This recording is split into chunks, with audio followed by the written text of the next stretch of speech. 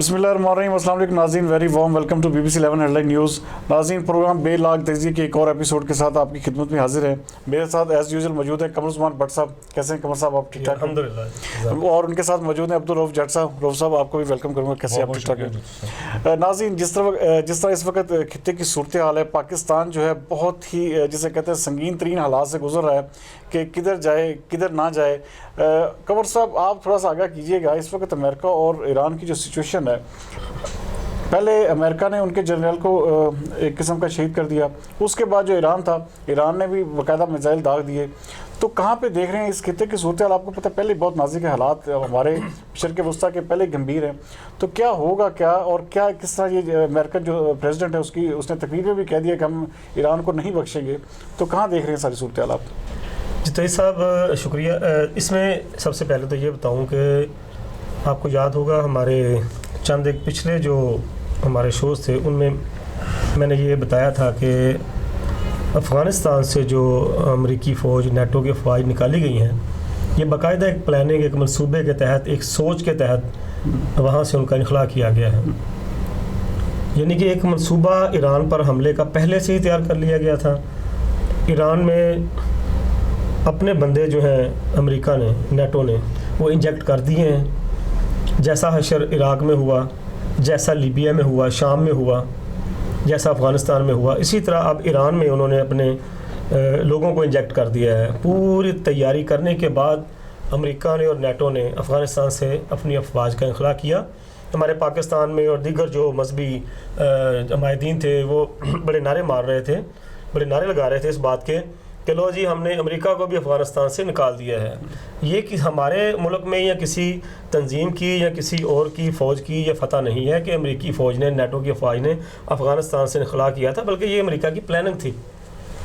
ان کا اگلا ہدف جو تھا وہ ایران تھا. اور پچھلے پروگرام میں یہ بات کر چکا ہوں کہ اگر امریکہ نے افغانستان سے اپنی افواج کا انخلاء کیا ہے تو یہ ان کی کوئی پلاننگ ہے کہ اب کوئی اگلا اسلامی ملک جو ہے ان کا ٹارگٹ بنے گا, ان کی جس کو وہ تباہی بربادی کا ایک مثال بنائیں گے. تو اب بات وہ سامنے آ گئی کہ حالیہ دنوں میں جو کشیدگی پھیلی ہے, کہ پلاننگ کے تحت انہوں نے ایرانی جرنیل کو مارا ہے, اور اس کے بعد ایک سلسلہ شروع کر دیا گیا ہے دونوں طرف سے بڑک بازی کا, بیان بازی کا. ایک بیان ٹرمپ کی طرف سے جاری ہوتا ہے ٹویٹ, ادھر سے ایرانی جو ہے وہ ان کی طرف سے وہ بیان جاری ہو رہے ہیں. تو یہ بیسیکلی بنیادی جو ہے یہ جنگ ہے پیٹرول کی, تیل کی, جس کے لیے وہ ایک اپنی پلاننگ کے تحت وہ اپنے مہرے استعمال کر رہے ہیں. اور عرب ملکوں کے اندر جو اپنی باہمی ایک مذہبی مسل کی جو کشیدگی ہے, مذہبی مخاصمت ہے, اس کو بھی وہ استعمال کر رہے ہیں. ان میں سعودی عرب کو استعمال کیا جا رہا ہے, کبھی کسی ملک کو استعمال کیا جا رہا ہے.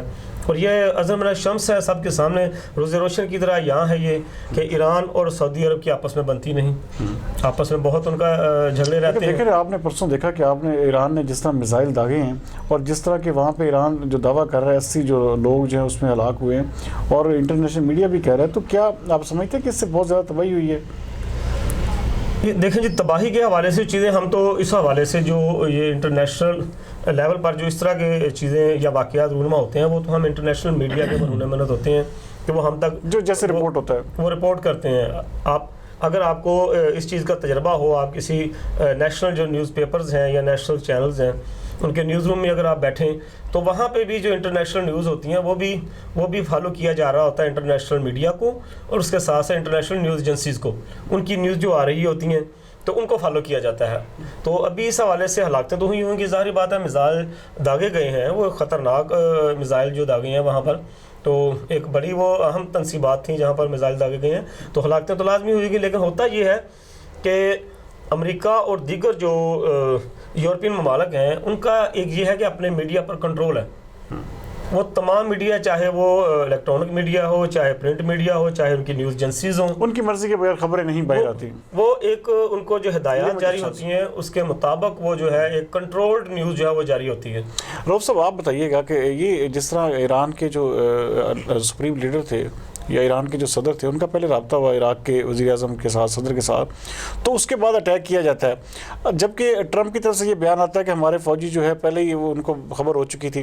اب یہ پھر جو حملہ ہے, میزائل اٹیک ہے, اس کو کہاں پہ آپ لیتے ہیں, کس طرح, کیا یہ ایک ملی بھگت ہے یا دنیا کو دکھانے کے لیے, یا پھر یہ ایک جینون ایک وار زون میں ہم داخل ہونے جا رہے ہیں؟ جی تو اس سے آپ کا بہت بہت شکریہ. سب سے پہلے تو میں اپنے دیکھنے والے جو ہمارے ناظرین ہیں ان کو یہ بتانا چاہوں گا کہ پچھلے پروگرام میں ہمیں اس کا اظہار کرنا چاہیے تھا لیکن نہیں کر سکے. آپ کی والدہ کا انتقال ہوا تھا, ان کے لیے بہت ساری دعائیں, اللہ پاک ان کو جنت میں اعلیٰ مقام دے. ہماری دعا ہے کہ بلکہ یقین ہے کہ مائیں جنت میں ہی جاتی ہیں, جو کہ جنت تو ان کے پاؤں کے نیچے ہوتی ہے. تو ایسا کیسے ہو سکتا ہے کہ کوئی ماں جنت میں نہ جائے؟ ہر ماں جنت میں جائے گی, ہر عورت جو ہے وہ جو ایک ماں ہے وہ جنت میں جائے گی. باقی معاملات اللہ کے سپرد ہیں, اس کے فیصلے کے منتظر ہیں, لیکن ماں ہمیں یقین ہے کہ وہ جنت میں جائے گی. تو اللہ پاک ان کو اعلیٰ مقام دے. اب جہاں تک آپ کا جو سوال ہے ایران اور امریکہ کی جو ایک وار علامتی طور پہ جو ایک شروع ہو چکی ہے, تو اس کے حوالے سے میں یہ کہوں گا کہ یہ حملہ جو ہے یہ امریکہ نے نہیں کیا.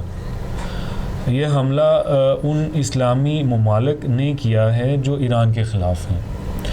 امریکہ جو ہے وہ ایک کرائے کے بدماش سے زیادہ اس کی کوئی حیثیت نہیں ہے, چاہے وہ سعودی عرب ہے, چاہے وہ دیگر جو عرب ریاستیں ہیں وہ, یا دیگر جو اسلامی ممالک ہیں وہ جو فرقہ بندی پہ یا جو مختلف فرقے جہاں پہ پائے جاتے ہیں, جہاں پہ شدت پسندی پائی جاتی ہے, جو ایران کو نہیں سمجھتے. بظاہر تو وہ مسلمان ریاست تو اس کو سمجھتے ہیں لیکن اس کو مانتے نہیں ہیں. اس کو جو ہمارے 52 اسلامی ممالک ہیں, جب اگر آپ کو میں تھوڑا سا ہسٹری میں لے کے جاؤں گا, جو ایک اسلامک سربراہ کانفرنس ہوئی سعودی عرب میں, اس کی صدارت جو ہے وہ صدر ٹرمپ نے کی, اور اس کا جو اعلامیہ جاری ہوا اس میں باقاعدہ یہ کہا گیا کہ ایران جو ہے وہ ایک اسٹیٹ ہے اور یہ پروموٹ کرتا ہے. تو کیا وہ جو اسلامی ممالک بیٹھے ہوئے تھے ان کو یہ شرم نہیں آئی اس وقت؟ یہی ایک جو لائن کافی تھی یہ سمجھنے کے لیے کہ اس حملے میں کون کون ملوث ہے. اب جہاں تک بات ہے کہ ایران کا جوابی وار, تو ظاہر ہے ایران میں اور ہم میں بہت فرق ہے. آج مجھے یہاں پہ ٹیپو سلطان کا وہ قول یاد آتا ہے کہ شیر کی ایک دن گیدڑ کی 100 سالہ زندگی سے بہتر ہے شیر کی ایک دن کی زندگی.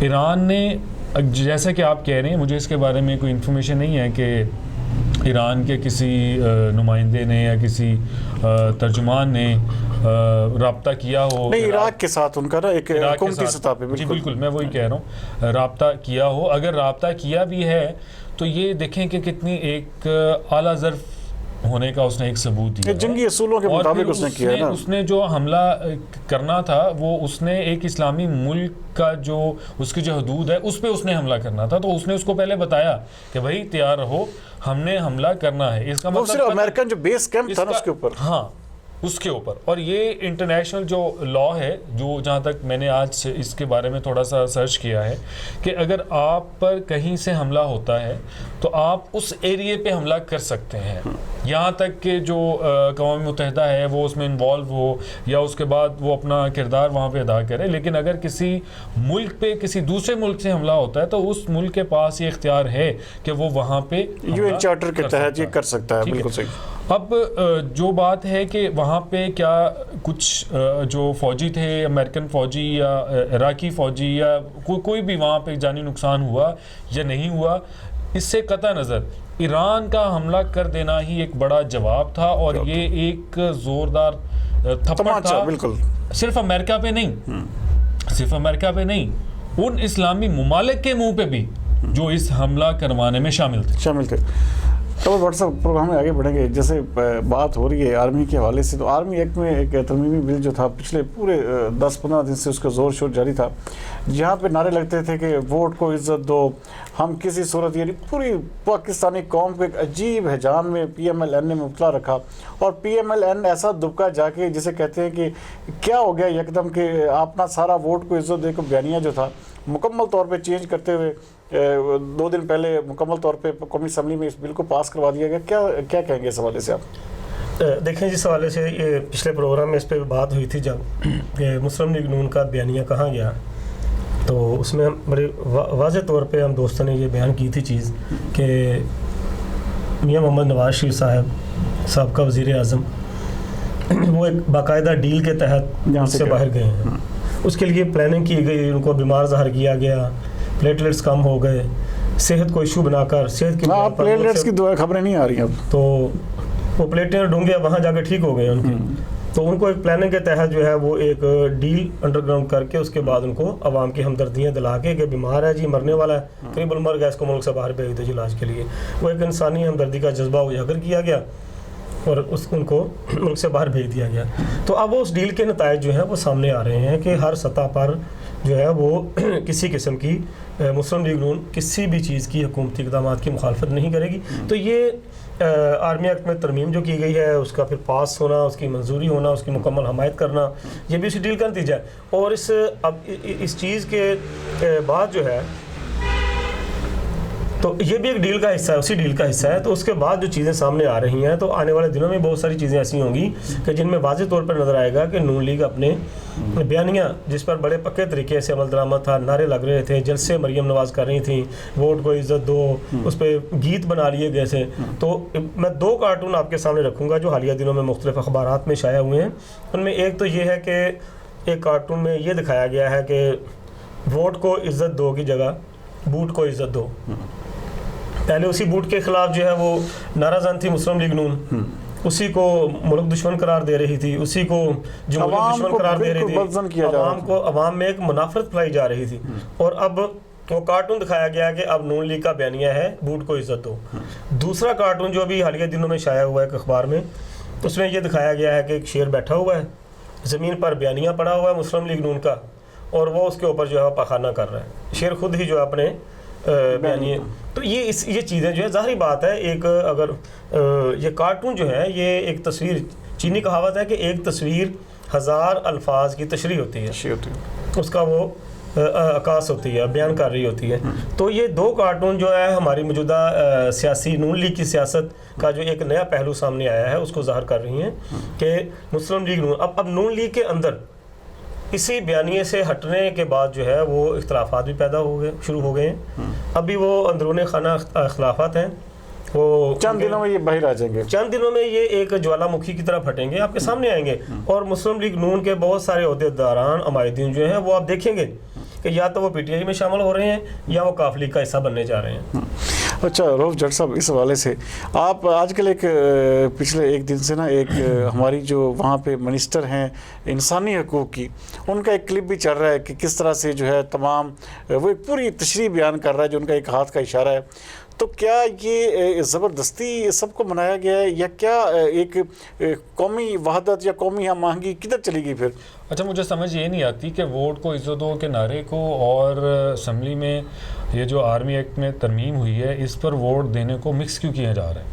یہ 2 الگ الگ چیزیں ہیں. ووٹ کو عزت دو کا نعرہ اب بھی قائم ہے, وہ کسی کے ساتھ کوئی لڑائی نہیں تھی, وہ ایک بیانیہ تھا کہ جب ان کو نون لیگ کو لگا کہ ایک ادارہ جو ہے وہ انہوں نے ان کے ووٹرز کا جو حق ہے اس کی حق تلفی کی ہے. اور جہاں تک اس ترمیم کی ضرورت تھی تو ہاں ایک چیز اس میں یہ کہوں گا کہ جنگوں میں بھی سپہ سالار چینج ہوتے آئے ہیں اور ہوتے رہے ہیں, اور کیا ہمارے اداروں کے پاس, مجھے تو ہنسی آتی ہے کہ کوئی قابل ہے ہی نہیں کہ اس کو چینج کیا جا سکے. میرا خیال ہے جتنی دفعہ اس عہدے کو ایکسٹینشن ہمارے ملک میں دی گئی یا کہیں بھی نہیں دی گئی ہوگی, تو اس کا مطلب ہے کہ یہ تو ایک سوالیہ نشان ہے ایک ادارے کی انٹرنل جو معاملات ہیں اس پہ بھی. خیر اس طرف میں زیادہ بات نہیں کروں گا, कर सकता हूँ बात, लेकिन मैं नहीं करूँगा। अब जहाँ तक बात है वोट को इज्जत दो, तो वो नारा अपनी जगह पे कायम है। मैं एक चीज़ यहाँ पे एक और ऐड करना चाहूँगा, जो लीडर होता है ना जी, वो पॉपुलर फैसले नहीं करता, वो सही फैसले करता है। जो लीडर होता है वो अवाम के पीछे नहीं चलता, वो अवाम को अपने पीछे चलाता है।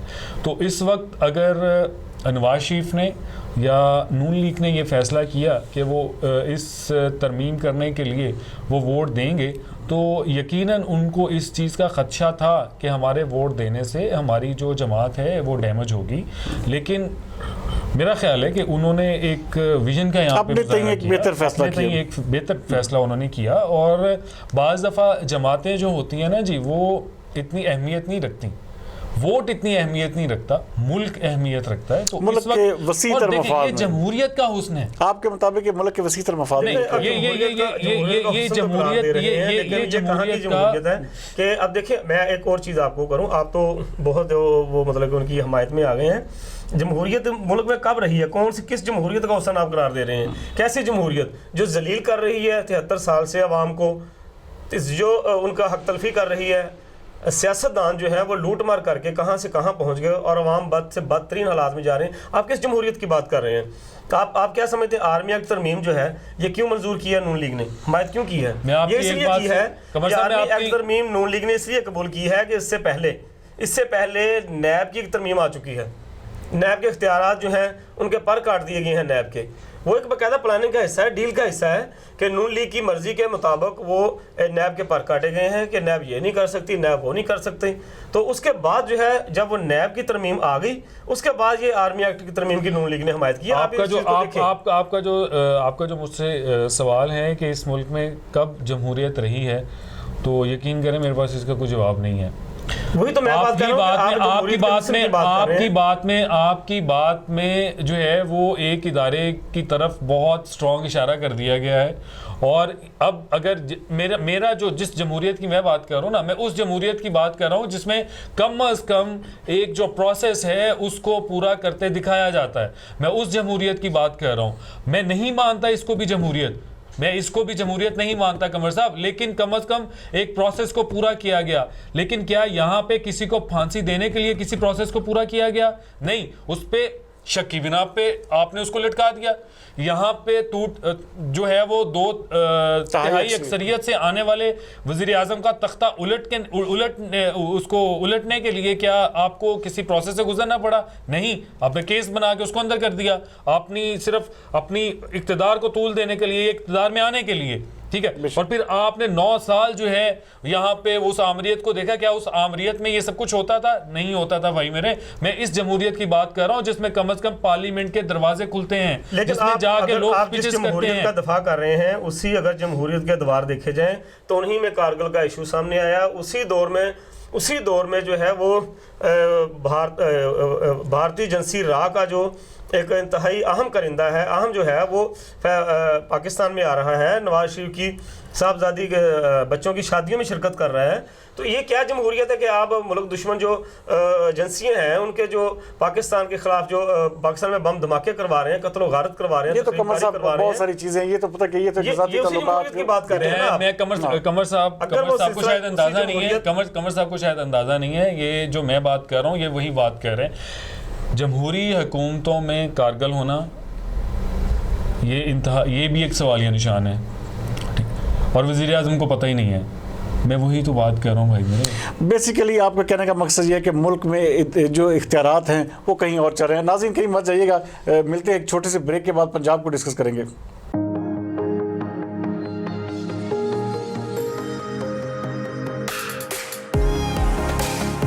मेरा विजन हमेशा मुझे दूसरों से आगे रखता है। जहां सब कहते हैं अब कोई रास्ता नहीं, मेरा रास्ता वहीं से शुरू होता है। आवाजें वही हैं जो सबको सुनाई देती हैं, लेकिन मेरी धुन अलग है, क्योंकि मुझे बनाता है लिमिटलेस ऑनर एटेक्स, so that I can see beyond limits, do beyond limits and capture beyond limits. Honor 8X. Live beyond limits. Welcome back नाज़रीन। कमर भट्ट साहब, आप थोड़ा सा आगाह कीजिएगा कि पिछले और भी बहुत सारे होंगे जमहूरी हुकूमतों में स्कैंडल्स आते होंगे, बहुत सारी चीज़ें मंजरें यहाँ पे आती होंगी। इस दफ़ा तो ख़ास तौर पे जो बेनज़ीर इनकम सपोर्ट प्रोग्राम में पता चला है कि 25-2600 नाज़रीन ऐसे अफीसरान हैं जिनके ग्रेड 17 से लेकर 21 तक जिनका ग्रेड है वो मुस्तफ़ीद होते रहे हैं इस बेनज़ीर इनकम सपोर्ट फंड से। और अगली बात, 8 से 9 लाख लोगों को जो है इसमें से एग्जाम किया जा रहा है। क्या कहेंगे आपकी, कैसा कितना बड़ा स्कैंडल है ये? जनाब, ये देख रहे हैं, ये जिस जमहूरियत की बात कर रहे हैं उसी जमहूरियत का ही समर है कि इस तरह के लोग जो करोड़पति हैं, लखपति हैं, वो बेनज़ीर इनकम सपोर्ट प्रोग्राम जो ज़कात के पैसों से चल रहा है और उनकी बीवियों के नाम पे कैसी बात? तो ये उसमें से वो दूसरी करप्शन भी कर रहे हैं महकमा जाती, और उसके बाद यहाँ से भी वो मुस्तहिक बनकर लाखों करोड़ों रुपए जो है वो वसूल कर रहे हैं। तो ये इसी जमहूरियत के समरात हैं, ये कहीं बाहर से नहीं आए या किसी जर्नैल ने इनको जो है वो बेनज़ीर इनकम सपोर्ट प्रोग्राम में शामिल नहीं किया था। ये उसी जमहूरियत का समर है कि जिसमें जो 1/3 अक्सरियत हासिल की है या मुंतखब होकर लाखों करोड़ों अफराद मुंतखब करके उन्होंने कानून असम्बलियों में उनको पार्लियामेंट में भेजते हैं, तो वहाँ बैठकर वो क्या कर रहे हैं? उन्हीं अफराद का हक खा रहे हैं, उन्हीं अफराद की जेबों पे दिन दहाड़े डाका डाल रहे हैं कि गैर मुस्तहिक अफराद जो पहले से लखपति करोड़पति हैं वो जो है इस बेनज़ीर इनकम सपोर्ट प्रोग्राम से जो है वो लूटमार कर रहे हैं। तो इन्होंने तो ज़कात की रकम नहीं छोड़ी, खैरात की रकम नहीं छोड़ी, तो आप इनसे क्या तवक्को करते हैं कि कौमी खजाने को कैसे छोड़ेंगे? तो ये मैं तो समझता हूँ कि ये इसके जो है एक मौजूदा हुकूमत के लिए एक टेस्ट केस है।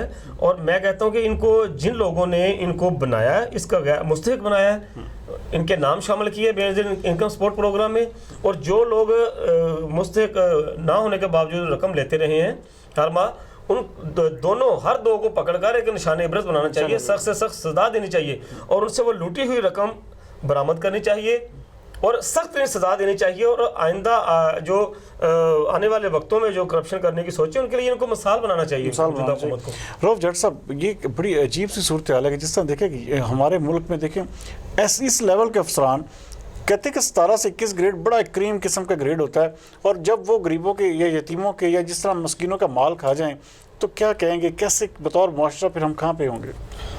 हम मुआशरा होंगे तो हम कहीं पे खड़े होंगे ना, मुआशरा तो हम है ही नहीं। मैंने बहुत दफ़ा इस चीज़ पे मैंने बात की है। और जहाँ तक कमर साहब ने बात की जमहूरियत को ये उस पर अपनी राय का इजहार कर रहे हैं, तो मैं इस पे ये कहना चाहूँगा कि जमहूरियत में चलें, थोड़ा थोड़ा लोग खाते हैं। आमरीत में क्या होता है, इसको इतनी सीट दे दें जी, ये महकमे का हेड इसको बना दें जी, ओके, अपने इक़्तिदार को तूल देने के लिए, अपनी ख्वाहिशात की तकमील के लिए।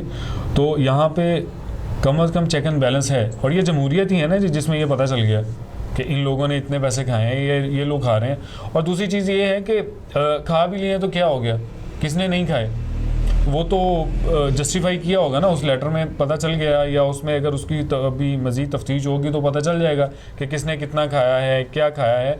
और दूसरा यहाँ पे एक हेडलाइन भी बनती है, अभी उसकी डिटेल में जाएंगे, उसकी तफ्तीश होगी, फिर पता चलेगा। यहाँ पे पगड़ियाँ उछाली भी जाती हैं, बाद में पता चलता है यहाँ पे टीवी पे आके झूठ था बिल्कुल, जहाँ टीवी पे आके कुरान उठा के कस्में भी खाई जाती हैं, और यहाँ पे ये कह के कि मैंने अल्लाह को जान देनी है, तो बड़े बड़े दावे किए जाते हैं, तो यहाँ पे बाद में कुछ भी नहीं निकलता। तो अभी थोड़ा सा अभी देख लेना चाहिए। मेरा ख्याल है कि ये एक इसमें कुछ ना कुछ तो है, लेकिन उतना नहीं है जितना बयान किया जा रहा है। अच्छा, चूँकि इसमें ज़्यादातर तादाद जो है वो एक ऐसे सूबे से बताई जा रही है जिसमें ना PTI की हुकूमत है और ना बेसिकली ये बेनज़ीर इनकम सपोर्ट फंड था, और इसको लॉन्च भी बेनज़ीर भुट्टो की हुकूमत ऐसा नहीं है, ये कंटिन्यू रहा इसी नाम से रहा। नवाज शरीफ के दौरे जब पीपल्स पार्टी का दौरे हुकूमत शुरू हुआ था तब की बात है। बिल्कुल, मैं अभी की बात करूं, इस वक्त भी जो इसमें ज्यादातर लोगों के नाम आ रहे हैं ना, उसका वो सिंध से हैं। तो चूंकि सिंध से हैं, सिंध में सूबे में हुकूमत नहीं है PTI की, तो इसलिए ज्यादा इसको हाईलाइट किया जा रहा है। आज जो सईद गनी साहब हैं, वज़ीर इत्तलात हैं, उनका बयान भी आया है, तो अभी इसको थोड़ा सा देख लेना चाहिए। और उन्होंने कहा भी है कि ये इसमें अपने सियासी मकासद जो हैं वो सिर्फ पूरे किए जा रहे हैं, और इसमें बहुत सारे ऐसे लोगों को निकाल दिया गया है जो मतलब मैं आपकी तरफ आऊँगा कि ये जो जिस तरह राना सनाउल्लाह आप जिस तरह ये बात कर रहे थे, हाथों में कुरान उठा के जो है ना लोग फिर प्रेस कॉन्फ्रेंसें करते हैं, लोग बताते हैं। तो राना सनाउल्लाह जो है वो एक केस से बाहर आए, उन्होंने बाकायदा कुरान पाक को हाथ में लहरा के जो है ना कहा कि जी मेरे ऊपर ये झूठा केस था, और वो दुनिया इस हवाले से मानती भी है, कहती भी है, क्योंकि हुकूमत वक्त जो है कोई सबूत पेश ना कर सकी। अब राना सनाउल्लाह को जो है नैब जो है वो घसीट रहा है कि जी आप असासा जात केस में आप जो है ना सब कुछ जो है एक किस्म का एक नए तरीके से प्लान करके राना सनाउल्लाह की गिरफ्तारी की तैयारियां की जा रही हैं। क्या कहेंगे आप इस हवाले से? जी बिल्कुल, पहले जो है वो राना सनाउल्लाह के ममदू शहरयार अफरीदी वो कुरान उठा के बात किया करते थे, अब राना सनाउल्लाह कुरान पाक उठा रहे हैं। तो एक चीज़ तो सबके सामने है कि राना सनाउल्लाह खान साहब के पास जो असासे हैं वो चंद सालों के दौरान कहाँ से कहाँ पहुँच गए। ये तो नैब ठीक तहकीक कर रही है कि इतने असासे कैसे बने, कि अब वो वकालत भी नहीं कर रहे हैं, कोई उनका बज़ाहिर कोई कारोबार भी नहीं है।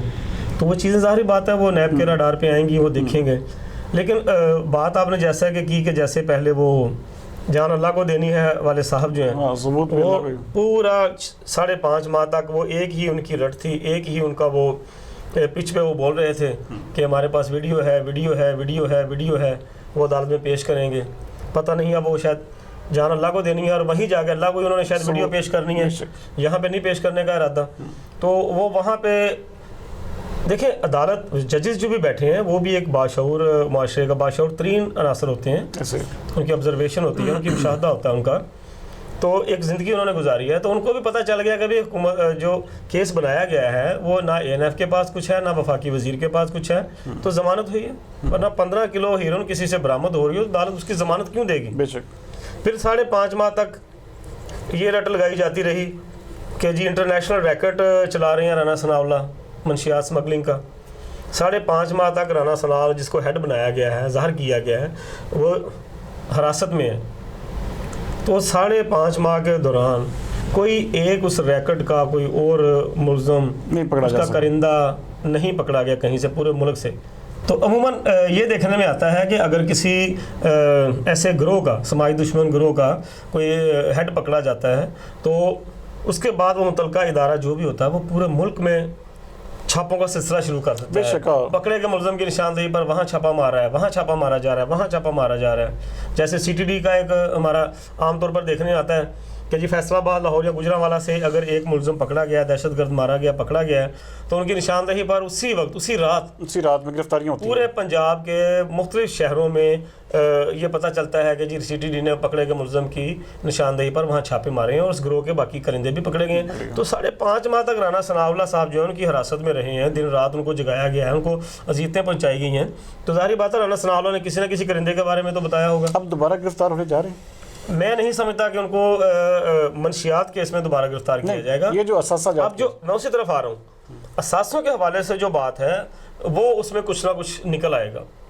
जो मुझे नज़र आ रहा है कि आमदन से ज़ायद असासे जो बनाए गए हैं, उनका इल्ज़ाम है उन पे राना सनाउल्लाह पे, तो नैब इसमें से कुछ ना कुछ निकाल लेगा। जान अल्लाह को जो देनी है ना वो कुछ ना कुछ इसमें से जान डाल देंगे कि ये असासे कैसे बने। हालांकि अपनी रहाई के फौरी बाद फैसलाबाद आकर राना सनाउल्लाह ने प्रेस कॉन्फ्रेंस की थी, उसमें वाज़े किया था कि लाहौर में उनकी कुछ जायदाद है, कुछ यहाँ चैम्बर हैं, तो कुछ 16-19 साल पहले उन्होंने जो ख़रीदी हुई थी, तो अगर वो उस वक्त चंद लाख की थी तो वो करोड़ों रुपए की उनकी मालियत बन गई है। तो लेकिन अब नैब ने जो केस बनाया वो ये है कि राना सनाउल्लाह ने ज़्यादातर जो अपने आमदन से ज़ायद असासे हैं वो अपने बेटे शहरयार जो दामाद भी है उनके नाम पर रखे हुए हैं, अपनी अहलिया के नाम पर, अपनी बेटी के नाम पर। तो अब उनको बुलाया भी गया है, उनसे असासों की तफसील भी तलब की गई है, सवालनामे भी उनको देकर उनसे जवाब लिए गए हैं। तो अब देखें, लगता तो बाज़ार यही है कि अगर उधर से इन्होंने देखा है कि वहाँ पे दाव नहीं चल सका मंशियात केस में, तो अब जो है वो राना सनाउल्लाह को जो है वो घेरा जाएगा इसमें आमदन से ज़्यादा के हवाले से। रऊफ साहब, अगली पेशी पे गिरफ्तारी मुतवक्को है राना सनाउल्लाह, जब ये पेश होंगे तो उस वक्त इनको कहा जा रहा है कि 80% से लेकर 100% तक चांस है कि इनको गिरफ्तार कर लिया जाएगा। तो कहाँ पे इंसाफ, कहाँ पे सारी डील, कहाँ पे सारे गए मामला? अगर मैं कमर साहब की जो बात जो इन्होंने पिछले सेशन में इन्होंने की थी कि डील हुई है, अगर मैं उसको मद्देनज़र रखूं तो मुझे नहीं लगता कि राना सनाउल्लाह की गिरफ़्तारी होगी। ये सिर्फ़ और सिर्फ एक माहौल बनाए रखने के लिए एक्टिविटी हो रही है सारी। को नोटिस भेज दें या उनको बुला लें, उनसे तलब कर लें, उनके जो असासा जात की तफसीलात है वो तलब कर लें। और वो भी देखें ना, कितनी मजाक की बात है कि जी तब से जब से आप पैदा हुए हैं आपके नाम पे क्या क्या है। तो ऐसा तो नहीं, मैं तो चाहूँगा किसी दिन जो चेयरमैन नैब हैं, नैब उनको भी तलब करे और उनसे पूछे کہ آپ نے کب کب کیا کیا بنایا. ان سے پوچھیں کہ جب آپ چھوٹے ہوتے تو نکرے کون آپ کو دیتا تھا. تو اس طرح کی جو یہ ایک عجیب سی صورتحال ہے, اور یہ آپ ایسے سمجھ لیں کہ کارٹون فلم لگی ہوئی ہے جو لوگوں کو انٹرٹین کرنے کے لیے ہے. کوئی پریشان ہو جاتا ہے اس کو دیکھ کے, عوام کو بیوقوف بنایا جا رہا ہے, عوام کو بیوقوف بنایا جا رہا ہے, بتایا جاتا ہے, بعد میں اس کا رزلٹ کچھ نکلتا ہے. نہ تو رانا ثناءاللہ, ہاں ایک چیز جو ابھی انہوں نے میرے حوالہ دے کے انہوں نے بات کی کہ جیسا کہ میں نے کہا کہ لوگ قرآن اٹھا رہے ہیں, تو میں اس میں بڑا کلیئر ہوں. مجھے جو شہریار آفریدی ان کے قرآن اٹھانے پہ مجھے تب بھی اعتبار نہیں تھا. ایک باڈی لینگویج ہوتی ہے اور ایک طریقہ کار ہوتا ہے بات کرنے کا, لیکن رانا ثناءاللہ چونکہ اس فیز سے گزر کے آ چکے ہیں, اور رانا ثناءاللہ نے اگر آ کے قرآن اٹھایا ہے تب پہلے تو ان کو موقع نہیں ملا نا.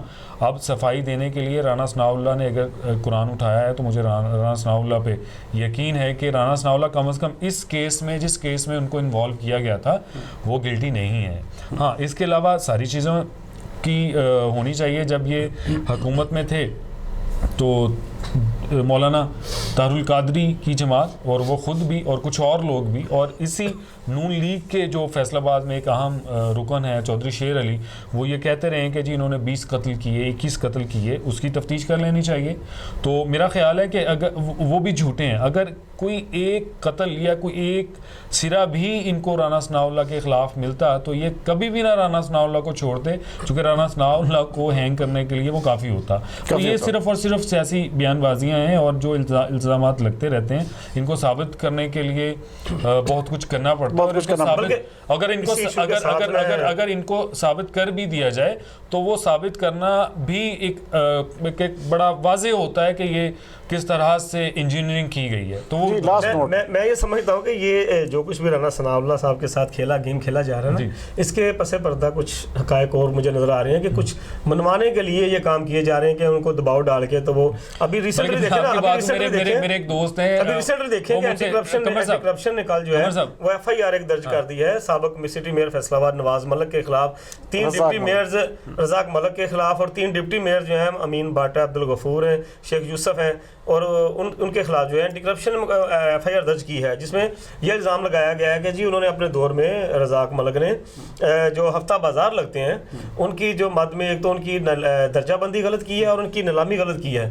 حالانکہ رزاق ملک کا یہ موقف ہے اور یہ ریکارڈ بھی ہے چیز کہ رزاق ملک کے دور سے پہلے اور رزاق ملک کے دور کے بعد اب PTI کے دور میں ان ہفتہ بازاروں سے ایک دھیلا بھی آمدن میونسپل کارپوریشن کو نہیں ہو رہی, تمام پیسے کھائے جا رہے ہیں. جبکہ رزاق ملک کے دور میں 70 سے 80 لاکھ روپے ماہانہ ریونیو جو ہے میونسپل کارپوریشن کو مل رہا تھا, اور یہ صرف دباؤ ڈالا جا رہا ہے کہ رزاق ملک نے اور ان کے ساتھیوں نے رانا ثناءاللہ کا ساتھ نہیں چھوڑا. اچھا, میں قمر صاحب کی جو انہوں نے بات کی ہے نا کہ ان کو اٹھایا گیا اور ان کو دباؤ ڈالنے کے لیے, جیسے میرے ایک دوست ہے, وہ میں ان سے بات کر رہا تھا اسی کیس کے حوالے سے, تو میں نے کہا یہ کیوں, مطلب ایسا لگتا تو نہیں ہے چونکہ ہم بھی اسی شہر کے رہنے والے ہیں جس شہر کے رانا ثناءاللہ ہیں, تو کہیں کوئی اگر ان میں کوئی ایسی چیزیں پائی جاتی یا اگر ان میں ہوتی تو وہ کہیں نہ کہیں نظر آتی. تو انہوں نے مجھے بڑی خوبصورت بات کی, انہوں نے کہا کہ ان کو کلمہ پڑھا کے مسلمان کرنا تھا. تو میرا خیال ہے ان کو اٹھانے والے مسلمان کرنا چاہتے تھے, ان کو کلمہ پڑھانے میں ناکام رہے. ناظرین کہیں مت جائیے, ملتے ہیں ایک چھوٹے سے بریک کے بعد, ڈسکس کریں گے اپنے شہر فیصل آباد کو. Start نہیں ہوتا ان کا day without a morning Nescafe. ان کا start نہیں ہوتا, ان کا start نہیں ہوتا, ان کا start نہیں ہوتا, ان کا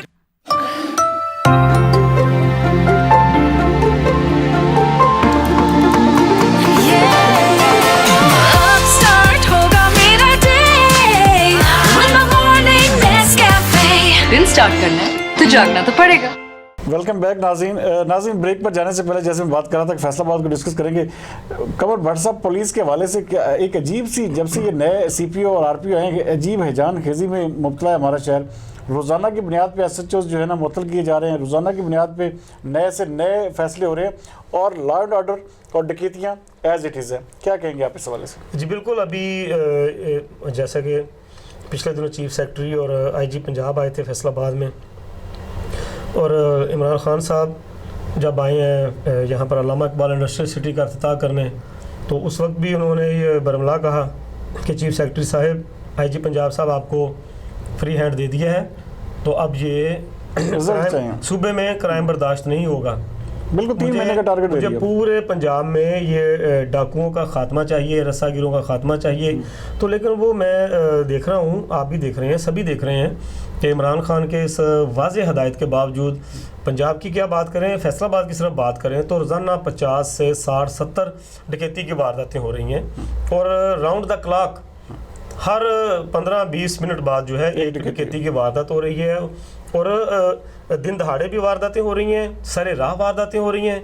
डाकू हजरात आते हैं, वो आगे पिस्तौल दिखाते हैं, अगर कोई मज़ामत करता है उसको बिला धड़क वो फायर मारते हैं, बंदा मर जाए या ज़ख्मी हो जाए कोई नहीं, और वो जा रहे हैं लूट कर।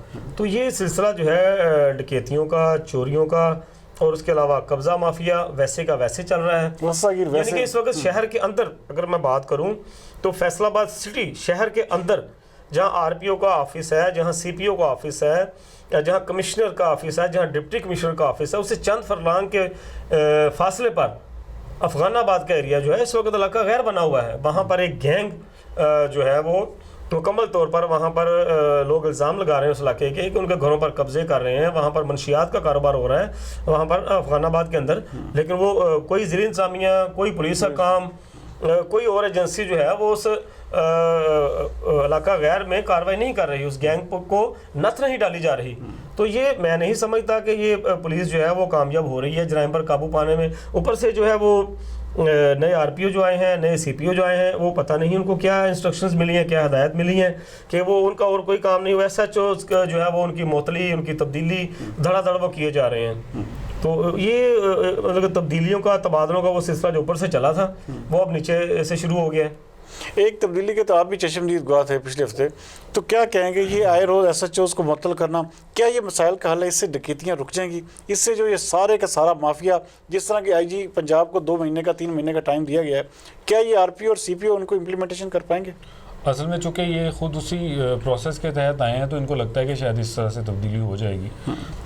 लेकिन मुश्किल लगता है जिन जिन लोगों को जिस जिस तरह से और जिन जिन के कहने पे उनको सज़ाएं दी जा रही हैं, उनको मुअत्तल किया जा रहा है या एसएचओ शिप से उनको हटाया जा रहा है, तो ये भी एक कहानी है। ये जो तो इसे भी मैं आपको बता दूं, अभी हाल ही में एक थाना है फैसलाबाद में, मदीना टाउन, उनके जो एसएचओ हैं उनको मुअत्तल कर दिया गया महज इस वजह से कि उन्होंने एक जो हुकूमती पार्टी के एमपी हैं उनके कहने पे एक बेगुनाह को डकैती के केस में नामजद नहीं किया, और उसकी जो तफ्तीश है वो मुतलका जो एएसपी हैं उन्होंने भी किए और मुतलका जो टाउन के एसपी हैं उन्होंने भी किए, और उन्होंने फिर बाकायदा एसएचओ साहब को कहा कि यार ये बंदा बेगुनाह है, इसके साथ ज़्यादती नहीं करनी। लेकिन वो जो एमपीओ साहब हैं वो जाके तो वहाँ पे है जो सीपीओ साहब हैं उनके पास बैठे हैं जो ज़राए का कहना है, तो उन्होंने वहाँ पे बैठ के तो उनकी शिकायत की, और उनको वो जो एक ईमानदार एसएचओ था जिसने गरीब का साथ दिया, जिसने एक बेगुनाह का साथ दिया, उसको जो है वो फौरी तौर पर के उठें। तो यही अभी तक तो चल रहा है जो तब्दीली के नाम पे। मैंने पहले दिन भी कहा था शो में कि तब्दीली का मतलब यही है कि आप चेहरे तब्दील करें, आप निज़ाम तब्दील नहीं कर सकते, अभी तक ना कर पाए हैं। कमर भट्ट साहब, पुलिस के साथ साथ हमारे जो जिसे कहते हैं ना कि एजुकेशन सेक्टर जो है वो भी बिल्कुल तबाही की तरफ गामजन है। यहाँ पे ऐलानात कुछ होते हैं, हो कुछ रहा होता है। जब एक छुट्टियों का जो ऐलान हुआ, प्राइवेट स्कूल्स जो थे तोसी कर दी गई थी, तो उसमें प्राइवेट स्कूल्स ने अपनी मनमानी करते हुए, देखिए असल में तो अहकामात की होते हैं कि इम्प्लीमेंटेशन होती है कि आपने अपनी जो ग्रिप है, जो अपनी रिट है गवर्नमेंट की, वो बरकरार रखनी। लेकिन प्राइवेट स्कूल्स जो माफिया है वो आगे बिल्कुल उस तरह तन के खड़ा हो गया और छुट्टियाँ देने से इनकार कर दिया, अब सिर्फ नोटिस हो रहे हैं। क्या कहेंगे आप? देखें जी, यहाँ पर तकरीबन हर शोबे में जो माफियाज मौजूद हैं, इमरान खान ने भी, वज़ीर आज़म ने भी इन माफियाज का जिक्र किया। तो ये पहली बात तो ये है कि ये जो ज़्यादातर जो प्राइवेट स्कूल्स हैं उनके मालकान कौन हैं, उसके पीछे कौन है? या तो वो महकमा तालीम के रिटायर्ड अफसरान हैं जो अब स्कूल्स बना लिए हैं उन्होंने, या मौजूदा अफसरान हैं, मुलाजमीन हैं महकमा तालीम के, जो बैक डोर पीछे रहकर अपने फ्रंट मैन के ज़रिए जो है वो उन तालीमी अदारों को चला रहे हैं, निज़ाम चला रहे हैं। तो अब होना तो ये चाहिए कि ऑलरेडी हर चीज़ का एक कानून मौजूद है। और अफसोसनाक बात, मुज़हक़ा खेज़ बात यह है कि हुकूमत क्या करती है कि इन जो माफिया है प्राइवेट स्कूल्स का, एक तो इशू है इनका पहले वो तनख्वाहों का, असातिज़ा की तनख्वाहों के हवाले से कम अज़ कम जो तनख्वाह है वो 17,500 रुपये मुकर्रर की गई है गवर्नमेंट की तरफ से।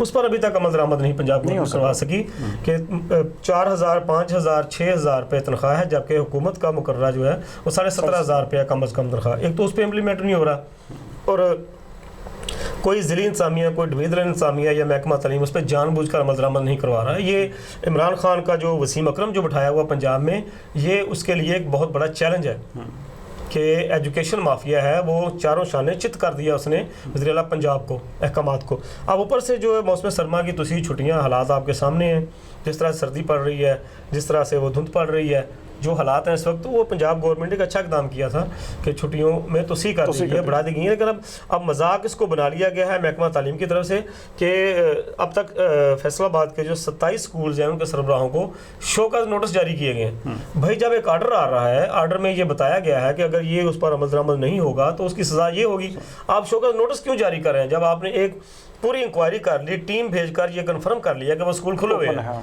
तो आप उनको डायरेक्ट जो है उनकी रजिस्ट्रेशन कैंसिल की जाए, उन प्राइवेट स्कूल्स की, उन प्राइवेट स्कूल्स की रजिस्ट्रेशन कैंसिल की जाए, उनको जुर्माने किए जाए फौरी तौर पर। जब तक ये जुर्माने आप जमा नहीं करवाएंगे, आपकी रजिस्ट्रेशन जो है वो रिस्टोर नहीं होगी, आपके स्कूल दोबारा नहीं खुलेंगे। लेकिन क्या हो रहा है, मजाक के शोकॉज नोटिस जारी करके, वो पंजाबी में कहते हैं गोंगलुओं से मिट्टी झाड़ने वाला काम। पंजाब गवर्नमेंट को भी खुश कर लिया, जी रिपोर्ट भेज दिया जी, सब अच्छा है, शोकॉज नोटिस जारी कर दिए जी, हम ये कर रहे हैं, वो कर रहे हैं। हफ्ता 10 दिन में वसीम अकरम जो है पंजाब का वो भूल जाएगा, वो अपने सियासी जो है उलझनों में पड़ जाएगा, और फिर जो है प्राइवेट तालीमी इदारे जो हैं वो उसी तरीके से लूटमार कर रहे होंगे। अपना रऊफ साहब, एक तो फीसों का इजाफा, बेतहाशा इजाफा, गरीबों के बच्चे पढ़ने भी अब जैसे कहते हैं ना प्राइवेट स्कूल में, तो वो एक ख्वाब बन के रह गए। ऊपर से ये इस तरह की चीज़ें कि आप ऑर्डर इम्प्लीमेंटेशन की बजाय आप शोकाज पे चला रहे हैं काम, और कल कला को क्या होगा, इसका मतलब है कि फैसलाबाद में एजुकेशन सेक्टर जो है, ये जो प्राइवेट स्कूल्स है, ये बहुत पावर की हैसियत इख्तियार कर चुके हैं। ये सिर्फ फैसलाबाद में नहीं जी, ये तो पूरे मुल्क में ऐसा ही है। और अगर आपको आपके नॉलेज में हो तो सुप्रीम कोर्ट ने शायद इससे 2 से ज़्यादा दफ़ा जो है वो सुमोटो लिया, और फीसों की उस पर भी लिया, और फिर इनकी लेकिन ढाक के वही 3 बात हैं, और बिल्कुल ऐसा ही है। और लेकिन इस पर जो अब देखें जी, इम्प्लीमेंटेशन तो गवर्नमेंट ने करवानी है ना। अब जैसा कि कमर साहब ने कहा कि, और आप भी कह रहे हैं कि शोकाज नोटिस इनको नहीं देना चाहिए था, चूँकि एक ऑर्डर है और ऑर्डर पे इम्प्लीमेंटेशन होनी चाहिए थी, और गवर्नमेंट के पास वो लोग हैं जो इस पे अमल दरामद करवा सकते हैं, तो इनको चाहिए, बिल्कुल ऐसे ही चाहिए। और जिन लोगों ने ये किया है उनको चलें, अभी शोकाज नोटिस कर दिए हैं, मेरा ख्याल है जो बात हम कह रहे हैं ये उन तक पहुँचेगी, और नेक्स्ट हम ये उम्मीद कर सकते हैं कि मामला बेहतर हो जाएंगे, बेहतर होंगे। और बाकी जहाँ तक इन्होंने ये बात की है, तो ये बिल्कुल एजुकेशन भी एक माफिया है। एजुकेशन को जो लोग हैंडल करते हैं, जो प्राइवेट कॉलेजेस जिन्होंने बनाए हुए हैं, यूनिवर्सिटीज़ बनाई हुई हैं, ये महज कहने की बात है कि जी हम तो तालीम जो है वो दे रहे हैं, बेची जा रही है, बेसिकली तालीम जो है वो बेची जा रही है, और जो जितनी अच्छी फैसिलिटी दे सकता है अपने इदारे में, वो उसकी तालीम उतनी महंगी है, उतनी महंगी उससे चीज़ हमें जो चीज़ कह रहा हूँ, चीज़ ही है, चीज़ बना दिया गया ना, इसको भी एक परचेजिंग। अच्छा, दूसरी चीज़ ये है जी इसमें कि छुट्टियों के हवाले से भी मैं एक बात करना चाहूँगा। ये जो एक मजाक हुआ है, कुछ दिन छुट्टियां जब ख़त्म होनी थी उससे 2-4 दिन पहले एक नोटिफिकेशन आता है जो इंश्योर करता है, जो इस चीज़ को बिल्कुल बताता है कि जी 6 तारीख को स्कूल जो है वो ओपन हो जाएंगे। अब हम जैसे जो लोग थे, हमारे जहनों में ये था कि शायद मौसम की उस वक्त जो सूरत हाल थी, छुट्टियाँ जो हैं वो बढ़ा दी जाएंगी, और शायद बहुत सारे लोगों के जहनों में ये बात थी।